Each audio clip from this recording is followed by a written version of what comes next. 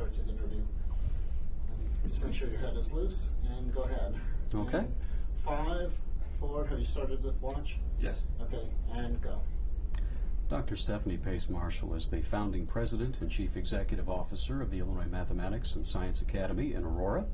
The academy, which opened in 1986, was created by the Illinois General Assembly. Its two charges to offer a uniquely challenging education for Illinois students in grades 10 through 12 who are talented in the areas of mathematics and science, and to serve the school system of the state of Illinois as a catalyst and laboratory for the advancement of teaching. This academy is unique to Illinois and one of only a few of its kind in the country. We're talking with Dr. Marshall on her induction into the Lincoln Academy of Illinois, the state's highest honor for individual achievement. It's a pleasure to meet you. Thank you. Likewise, Jack. Like to start at the beginning, a little bit of background about you personally. Your father was a scientist, as I understand, and your mother was a special education teacher. Right. So the branch might have been bent a certain way right from the beginning with you. Well, I was fortunate to have been, had grown up in New York. I was born in the Bronx, and then moved to Long Island when I was in 3rd grade. But my father was a nuclear engineer, and prior to becoming a special ed teacher, my mother was actually a teacher of autistic schizophrenic children. She was a singer and a dancer. So I have always viewed myself as what I have called a child of the center.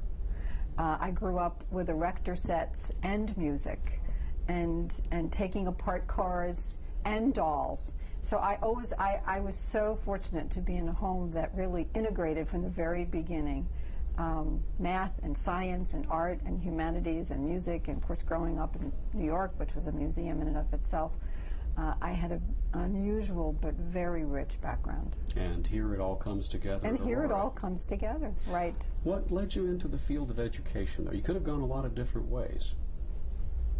I could have, and originally I had thought that I might be interested in being a surgeon. I also had toyed with thoughts of the ministry.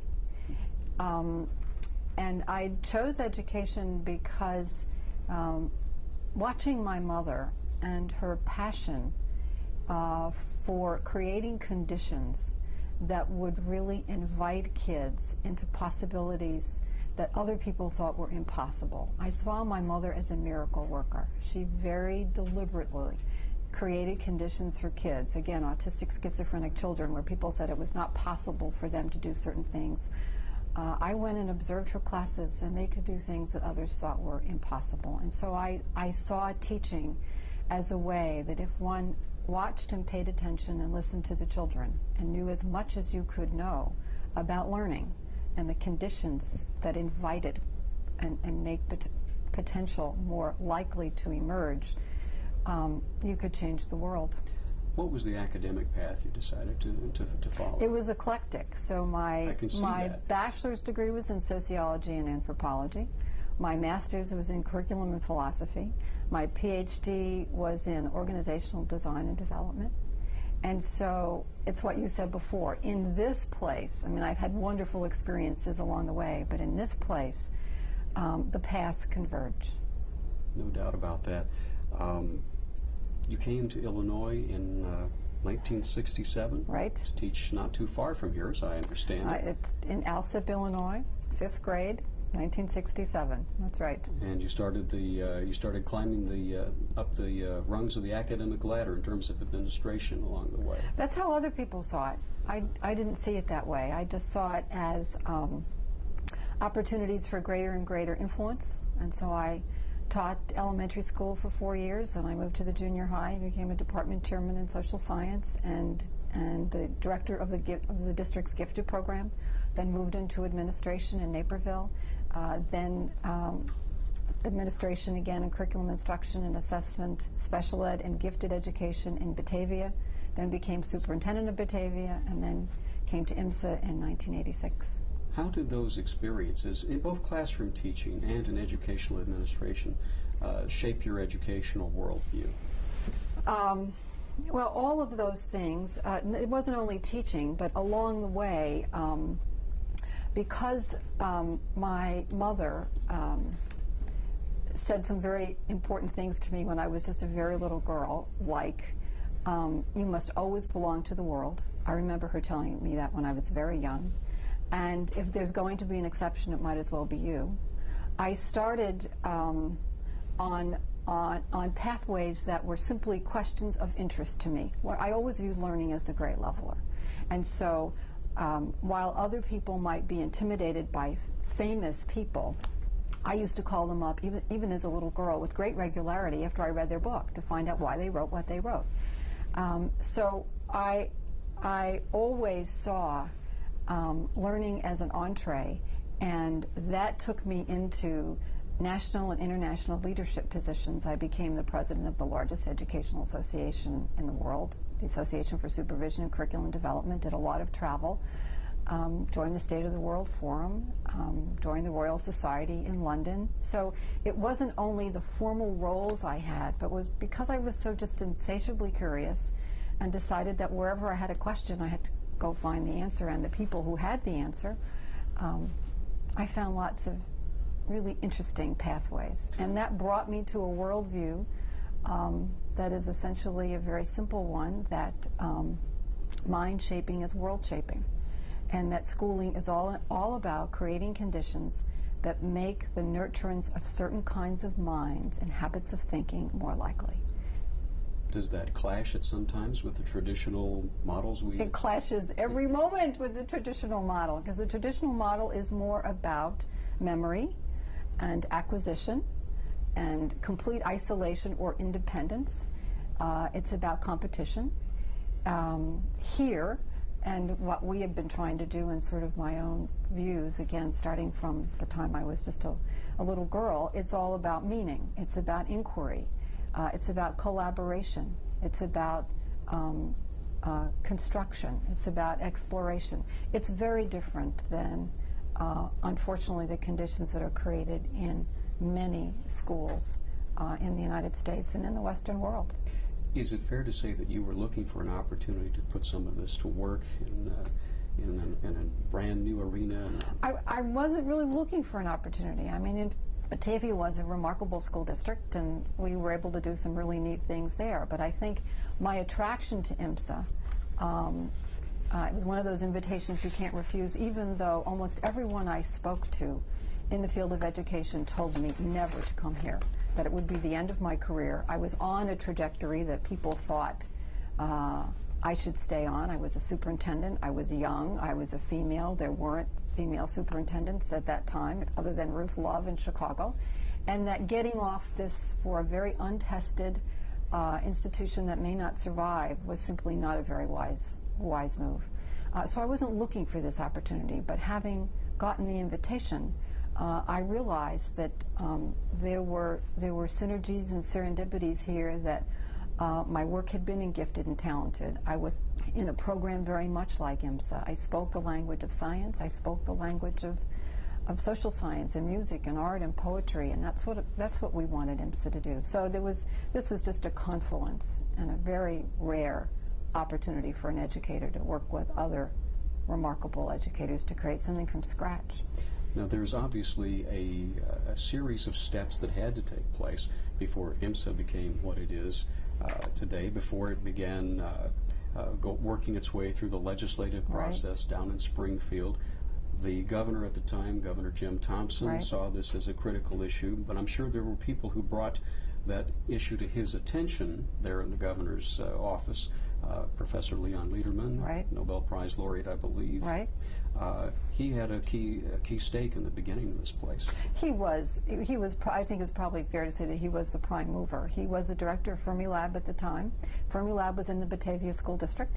I was told that he gave a stirring speech in 1983 that Illinois needs to do something about the development of talent in math, science, and technology. Several people who were in that, who heard his speech, called me and said, Letterman has come up with an idea, and it's right up your alley. You need to call him. So I called him essentially and said, if you're serious about creating an institution like this, I'm not a mathematician or a scientist, but I do know how to create innovative learning environments, and I will be your partner. And so Leon then connected to the governor. There's a long story of IMSA, but it started in this part of Illinois with a group called the Valley Industrial Association. Key legislative leaders and business leaders were then enrolled. One of those key leaders was Dennis Hastert, who remains a strong advocate and supporter and friend of IMSA. But to say it was a grassroots effort, I think is really true. Leon, of course, was absolutely essential. He had the credentials to say to a governor, we must do this in Illinois. This was not the first time this had been done in the country. The North Carolina School of Math and Science was the first. So while we had a model, and we used that in terms of understanding how you could create statewide institutions, I think it's fair to say that IMSA has created its own unique identity and brand for how you develop talent leadership in math, science, and technology. I think it's probably also a good idea to talk about the backdrop of the times. In the early 1980s, Yes. the United States Right. was seen as losing a lot of the intellectual capital wars, Right. if you will. That's probably Exactly not the right. best way I'd put that, but we were behind in a lot of areas, and we were getting deeply concerned that we would lose our scientific and scientific edge, or edge in mathematics and technology, and there were dire economic and national defense issues at issue at the time. Illinois is a major industrial state, and there's an economic concern here as well when you think about that, and I'm sure that caught Jim Thompson's attention. Well, Jim Thompson is, of course he is a statesman, and in some ways a quintessential politician, but he understood education and learning fundamentally, and what it means to develop talent on behalf of economic development of the state of Illinois. Your comment about the timing is really interesting, because A Nation at Risk, which was a very scathing report under the auspices of the Reagan administration, more or less said that the country was at risk in losing its talent in math, science, and technology, and we needed to do something. And Illinois then, to its credit and to the credit of the governor and the members of the General Assembly at the time, I think took a very bold step to create the Illinois Math and Science Academy. But there was that time where everybody in the country was now paying attention, and in the mid-50s it was called the National Defense Education Act, and it was for math, science, and technology. That was the program that I was in as a young student who had was immersed in math and science during that period of time for that very reason. It must have been an exciting time to start putting all the building blocks for this place together. How did you begin assembling a cadre of instructors and the talented faculty that you would have to have here, and then basically the philosophical underpinnings of the place as well? Well, we started when it was clear that there was momentum and that there was a seriousness of purpose on behalf of the governor to really look at this. We needed a proposal. And Dr. Letterman convened a steering group in 1983, and I co-chaired that. And we brought in leaders in math and science and technology and education, political leaders, governmental leaders, and we crafted during that 1983 St. Charles conference an actual proposal for IMSA. And then I took that proposal, and given the role that I was playing currently in the Batavia School District as a leader in curriculum and also my statewide contacts, we began just enrolling people who were interested in deepening that proposal.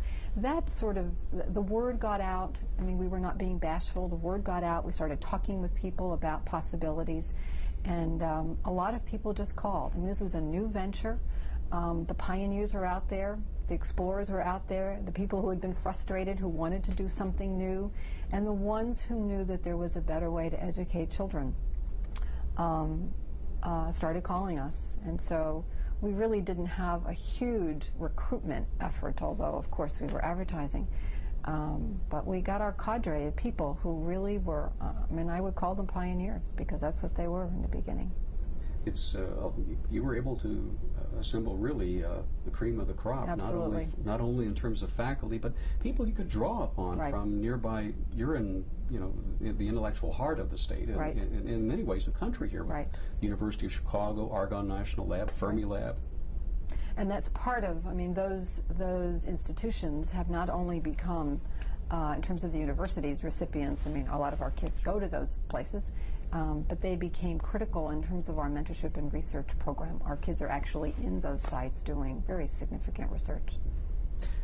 Let's talk about the kids. We need to talk about the kids. They're the heart of everything. Who's able to come here, and what do they do? They have to, well, this is an institution for kids of talent in math, science, and technology. Kids who have a passion for math and science, who are really motivated to study math and science, and who likely will go into a career in math and science. Any student in Illinois who can be eligible, depending upon their background and their interests and motivation and their talent. They have to take the SAT. They have to get recommendations from a math teacher, a science teacher, a counselor, a principal, a writing teacher. They have to fill out the application. Kids come from all over the state of Illinois. We're in every legislative district. We are United Nations here. We've graduated almost 3,200 kids since the first graduating class of 1989. So this is a place for kids who understand their talent and interest and motivation and desire to excel and study mathematics and science. Half the credits here are in mathematics and science. But it's an integrated environment, as I mentioned before. It's not what I would call an intersectically rational mathematics and science environment. You've seen the artwork around.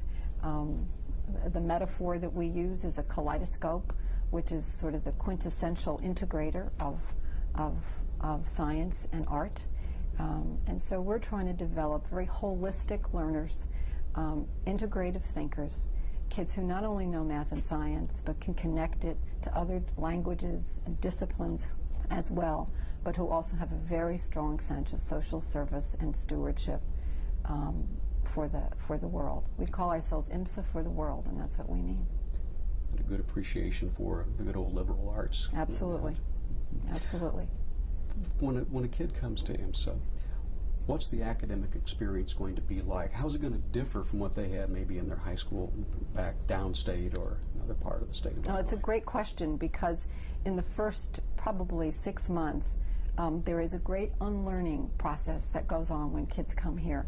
It may be an equivalent of an intellectual or academic boot camp in the sense that they have to, in many ways, unlearn the traditional ways of schooling. We say that kids come here extremely adept at knowing how to do school. They know how to write the papers, they know how to get the A's, they know how to psych out the questions, they know exactly what to do. And for many of them, school has been very easy. IMSA is about learning. It's about deep conceptual understanding. It's about connecting concepts in one discipline with those in another. It's about research. It's about framing a question. It's about reading a first-hand material and then saying, what did the author really mean by that? How might I explore that more deeply? It's not about what I would call shallow learning, which often kids like this experience because they're so bright. They know how to very quickly ace out the teacher or the paper. Here, we expect them to deeply learn and to think and to ask questions and to frame problems. It's a different orientation, and they have to learn how to do that. You challenge them through problem-based learning. Yeah. They have to apply some intellectual rigor and some imagination to Right. to the classroom That's work. exactly right. Problem-based learning is a pedagogy that we did not develop, but we went to actually, we went to Southern Illinois because they use that in their medical school. Howard Barrows was probably our guru, but that came from Canada. Problem-based learning is a curriculum and a way of teaching where kids are immersed in ill-structured, very messy problems for which there is no simple resolution. They have to examine first-hand data, frame the question, decide the multiple parameters that a question that resolving the question would take, So they look at the scientific implications, the ethical implications, the moral implications, the historical implications, multiple ways of what a complex problem really involves. In the real world, you are not told this is a chemistry problem or this is an ethics problem. You're told here's a problem. And then they have to resolve it, working in teams. And then we bring in experts in the field to listen to their resolution and to push back at them. So it's tremendous experience in immersing themselves in how the real world works. You have many PhDs on the faculty here, Yep. but who else might the kids have an opportunity to interact with from nearby universities and and science and industry where there's applied research being done? Well, about 45% of our faculty have their PhDs. Everyone has a master's degree, so the faculty is a remarkable, unique group. Dr. Letterman, through his work in creating what we call the Great Minds Program, has brought in well over 50 renowned individuals in mathematics, in science, in music, in the arts. We had the Poet Laureate of the United States. We've had resident artists, musicians, so they have exposure to simply remarkable people, largely through Leon's context, but not exclusively through Leon's context. We are very networked, and one of the things that we say to our kids is, when you come to the Illinois Math and Science Academy, we will honor your dreams. We want you to dream big. We want to create conditions that help you realize those dreams and take them as far as you can. And if that means you want to meet Rosa Parks, who came here many years ago, we're going to try to create conditions to make that possible for you. Or rub elbows with Sally Wright. Who came here as well, that's Exactly. right. Let's talk about the success to this point. A lot of the students have gone on now into, they've finished their baccalaureates, moved on to masters, PhDs, and I imagine some are postdoctoral Right. and beyond. Right, right.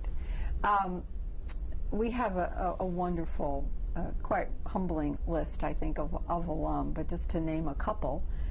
Scott Gowdy, who, as you mentioned, postdoc at the Smithsonian in astrophysics, has done remarkable work in astronomy and cosmology, and I believe has just discovered a moon that no one had discovered before. Josh Gerlich opened the NASDAQ last year. He is the president and CEO of a company called EAD Devices, biotech company, where he's developed a needle that will really help in treating and identifying breast cancer. Beth Malika is a Top Gun. She may be the first female Top Gun in the United States Air Force. That's just a smattering, and of course probably one of the most famous of the McCool brothers, who actually were two of the 5 people that created Netscape at the University of Illinois, and they claim that they started it here. But they're just 4 of, as I said, almost 3,200 graduates. The Academy's charge, of course, goes beyond teaching students. Yes. The influence is enormous out in the school systems of Illinois because of the way that you do science teaching and teaching science teachers to Right. teach science. That's exactly right. Trying to find a better way to put that. Right. But I'll ask that again. The Academy's charge is twofold, actually, though. It's not only for the students who come here, but for science teachers around the state of Illinois. Tell us a little bit about that. Well, we have created a center for the advancement of teaching and learning. That's the other part of the Illinois Math and Science Academy. As you well know, our legislation is very clear that we have a dual mission. One is to work with kids of unusual talent, and we've spoken about them, and the other is to serve as a catalyst to stimulate excellence in math and science throughout the state of Illinois. Within our center programs, we have 2 categories of programs. One, student enrichment, and we have unique programs starting in 3rd grade, grades 3 through 5, grades 6 through 8, an after-school middle school program, and then programs for older kids as well. We've served about 3,400 students in the 19 years that we have been in existence, in a multiple number of student enrichment programs. The teaching programs focus on problem-based learning. They focused on information literacy, and as you said, they focused on teaching science and mathematics, but also other disciplines as well, because PBL is one of those integrating pedagogies that science teachers, math teachers, history teachers can all be working on. We've served about 18,000 teachers in the last 19 years. If I'm a middle school science teacher in Murfreesboro, Illinois, or Moline, or Kankakee, how could I take advantage of the services here? Well, through your school district. Sometimes we have contracts with school districts. We actually come down and do workshops within the district. Some of our student programs are also professional development programs, and you can access those on our website. We have a full menu of the courses and professional development opportunities that you can have for students. We run the Illinois Virtual High School for the state of Illinois, so while that is currently mostly for students, we will be using that for professional development as well. People come here from all over the state, all over the country, and literally all over the world. We get thousands of visitors a year. And so teachers from Murfreesboro or wherever can always come up, sit in on classes, talk to teachers, interact with our staff at the center and beyond. So we try to be as available as we can because we were created by the state of Illinois to serve the interests of the state of Illinois and beyond. But we really do want to serve science and math teachers and technology leaders in the state. We've already gone just about a half an hour, but I've got a couple more questions for you. How has IMSA impacted education policy in the state of Illinois? There obviously, I know you get a lot of phone calls from people about things, but there are obviously policy issues down in Springfield. You have the state superintendent of education on the board of IMSA, so I'm sure there's a lot of interplay back and forth. Well, it's a great question and a really important question. I think probably our policy initiatives come from what we name and articulate as critical ingredients for education. So IMSA had community service long before it became a state requirement. Whether, could I claim that that was because of the Illinois Math and Science Academy? Perhaps not. But the fact that we had it and we made that known, I think probably had an influence. Clearly, we have policy leadership at the Illinois Virtual High School. That's a major component. We've expanded that from high school to elementary school, and as I say now, in terms of professional development. Our work in problem-based learning, I think, has also had huge policy implications because people are beginning to recognize that learning is all about engagement, that learning is all about inquiry, and problem-based learning through the books that we have written, which we have, 2 books in problem-based learning, the workshops that we have conducted. It gives people and teachers an opportunity to really learn a pedagogy and a skill that they can apply to change their practice. That's probably the biggest policy, is really changing practice. We are members of the National Education Technology Consortium and have influenced national policy and technology. Many of us have, as I mentioned, have been leadership in the Association of Supervision and Curriculum Development and have changed national policy as a result of that in science. We have collaborated with the American Association for the Advancement of Science in a book on advanced study in American high schools, and I think played a significant role in that text, which is now considered almost a Bible for advanced study in math, science, and technology. So in a lot of different ways, in what we write, in our speaking, and in our practice. So well beyond Illinois, there's well a national, beyond. Definitely on the national stage as well. And I should mention that there are 3 international schools of math and science that have been modeled after IMSA, one in Israel, one in Jordan, one in Australia. We have some students coming from South Korea. We have a partnership with the Busan Academy in South Korea. So IMSA, while I think 20 years ago it might have been envisioned as a small institution just helping the students and teachers of Illinois, which of course is critical, we've expanded. And last year, Worth Magazine and the Wall Street Journal said we were one of the top high schools in the nation. No doubt. No institution as vital as this can ever stay static. Right. It's always going to be a work in progress, Right. I'm sure. Look down the road 10 years. What do you want to see happening here and happening because of a place like IMSA? Well, that's a wonderful question. I think for our kids, and this is not unique to IMSA, but I think we are in a unique capacity to implement it perhaps more quickly. Education, especially in high school, is moving to a much more personalized level. So I'd like to see us, where a student comes in here and says, I understand the core curriculum of IMSA, I understand where you want me to be, I want to demonstrate my competency when I am ready, and then I want to spend 6 weeks in CERN in Switzerland studying with this famous scientist, or I want to spend 6 months. I want to create an environment for kids where they are fearless learners, and that we create conditions for them to learn anything they want to learn when they're in the purview of the Illinois Math and Science Academy. I hope that IMSA programs and materials are in school districts around the state. We have a unique partnership now with St. Charles, who has adopted one of our mathematics curriculums, Math Investigations. Their board has adopted it last year, and I hope more of IMSA materials, that they're packaged and they're adopted by school districts. So they not only have the materials, but they have the benefit of our professional development. I want to see us have a greater role in policy, both at the national and international level. One can't be as closely aligned with an institution as this, as you have been, without having been changed some personally. How has your experience here changed you over the years? I think it has reinforced what perhaps was viewed to be a naive or Pollyanna perspective about the unknowable potentials that we possess as human beings. I held that from a very early age. What IMSA has done is simply reinforce that every single day.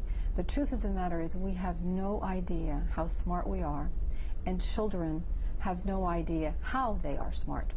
What IMSA has done is recognize through lots of diagnosis, but also our attentiveness to learners, where kids have their talents, and create conditions that enable them to connect. So I suppose it's not really being changed, but just reinforcing the fact that we put too many constraints on our children's learning, and schooling and learning has to be all about lifting boundaries and giving kids the opportunity to really to become all that they can be. It sounds like a cliche, but I'll go back to the statement, we have no idea how smart we are. Mind shaping is world shaping.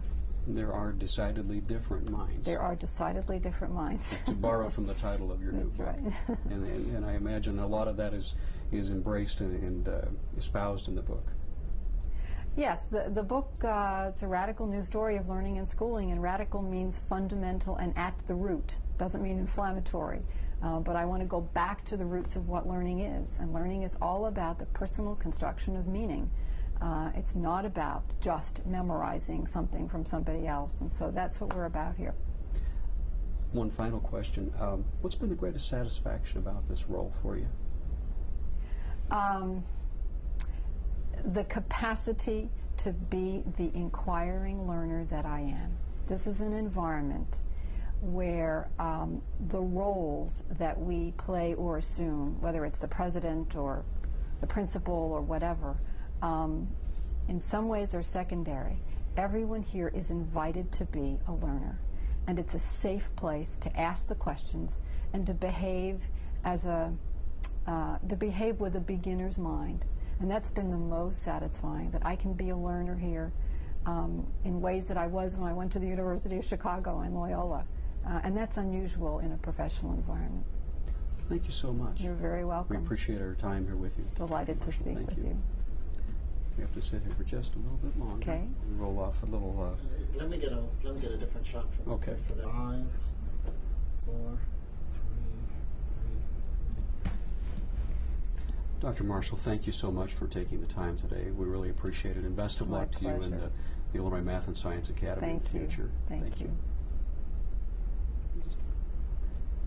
As you can tell, this isn't really hard. This is a lot of fun for This me is as it? well. Yeah, it is.